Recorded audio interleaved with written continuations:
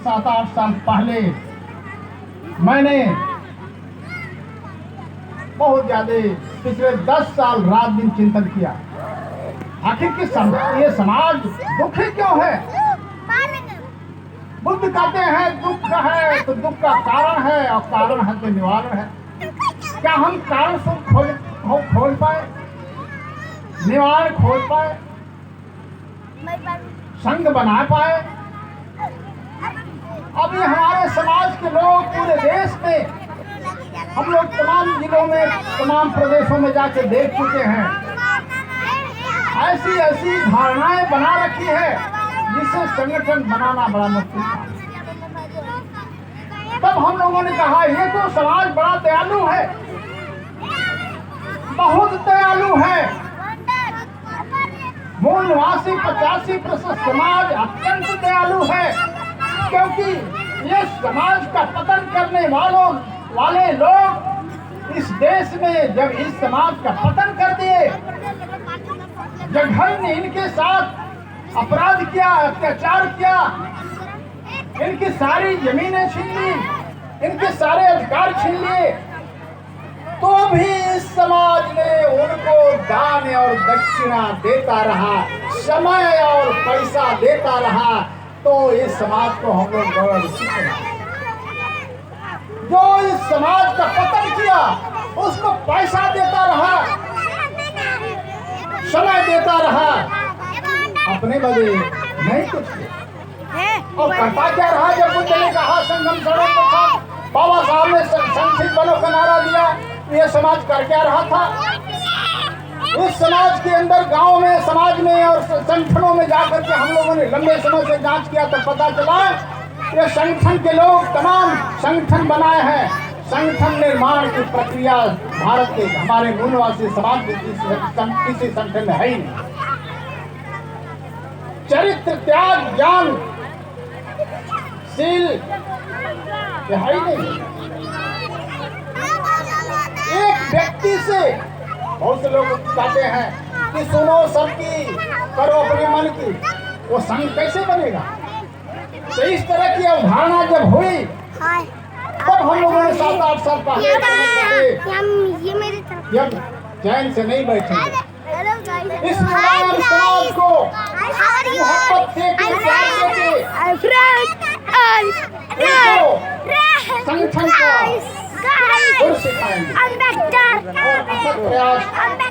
व्यक्तिगत तौर पर मैंने किया, राष्ट्रीय संगठन से भी जुड़े रहे और इस तरह की पूर्वांचल में जॉब करना शुरू किया। मैं अकेले बहुत डर रहा था। यह प्रक्रिया, इस तरह की प्रक्रिया भारत में कोई संगठन, कोई विद्वान, कोई किताब में है ही नहीं है। और मैं देख रहा हूँ इन चीजों से समाज न संगठित हो रहा है, बल्कि अधिकार खोता जा रहा है। इनके ऊपर अत्याचार बढ़ रहे हैं, इनके अधिकार छीने जा रहे हैं, इनके बच्चों की नौकरी छीनी जा रही है। यह धर्म और अन्याय का बोलबाला होता जा रहा है। तो बड़ी चिंता हो, व्यक्तिगत तौर पर मुझे चिंता हो। इसलिए मैंने बहुत 10 साल रात दिन जा करके बहुत सी चीजें खोजा, रास्ता निकाला। तब इन नौजवानों को हमने अलग से बैठ करके हर 10 दिन 15 दिन पर प्रशिक्षण देने लगे, मोहब्बत देने लगे, प्यार देने लगे, सम्मान देने लगे और उस मार्ग को बताया जो बुद्ध ने कहा है, बाबा साहब अम्बेडकर ने कहा है, जो फूले साहब। मैं भयभीत था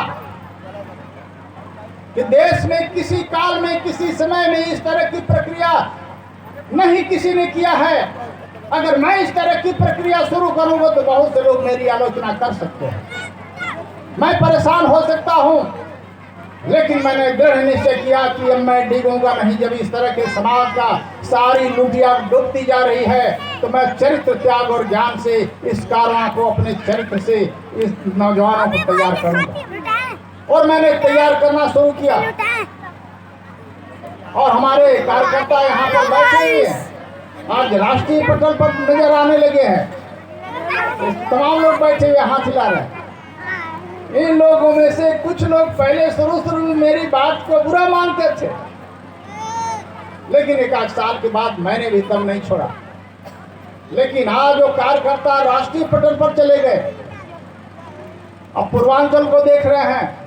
अब पूरे देश की नजर आज जौनपुर और पूर्वांचल पर पड़ने लगी है और तमाम संगठन के लोगों की निगाह भी इस जिले पर पड़ने लगी है। और यह विजय त्याग की है, यह विजय समाज के प्यार की है, यह विजय समाज के उत्थान की है और यह विजय न्याय की है, यह विजय बाबा साहब के बताए हुए मार्ग की है, यह विजय बुद्धा के बताए मार्ग की है, यह विजय फूले साहब के बताए मार्ग की है। और इसको हम लोगों ने सिर्फ त्याग से किया है।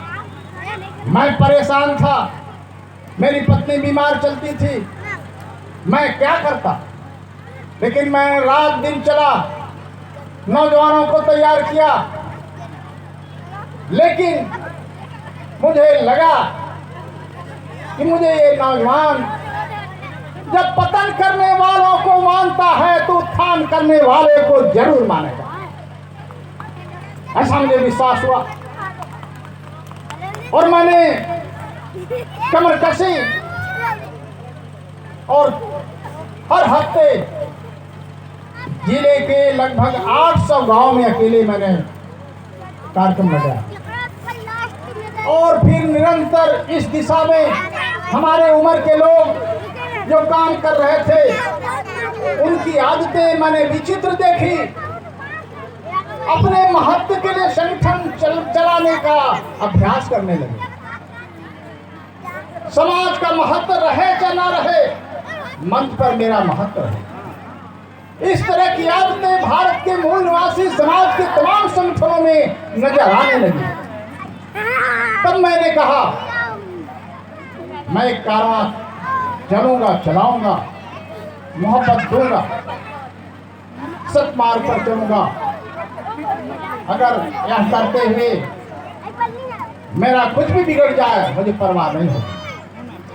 आज नज़ारा साफ नजर आने लगा है। दो चीज, नंबर एक, जो तस्वीर आज देख रहे हैं पिछले कुछ सालों से भी दिखने लगी है।